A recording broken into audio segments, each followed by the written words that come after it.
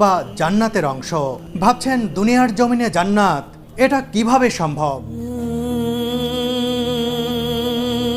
মদিনার মসজিদে নববীতে মহানবী হযরত মুহাম্মদ সাল্লাল্লাহু আলাইহি ওয়াসাল্লামের রওজা মোবারক ও খুতবা প্রদানের মিম্বারের মধ্যবর্তী এই জায়গাটি রিয়াদুল জান্নাত বা জান্নাতের অংশ।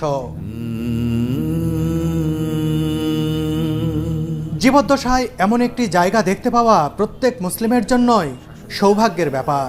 এখানে নামাজ আদায়ের ফজিলতও অনেক। বন্ধুরা, সৌদি প্রবাসী কন্টেন্ট ক্রিয়েটর ও সাংবাদিক মামুন ভাইয়ের সাথে আমি কিভাবে এই পবিত্র জায়গাটি ঘুরে দেখলাম তাই তুলে ধরব এই ভিডিওতে।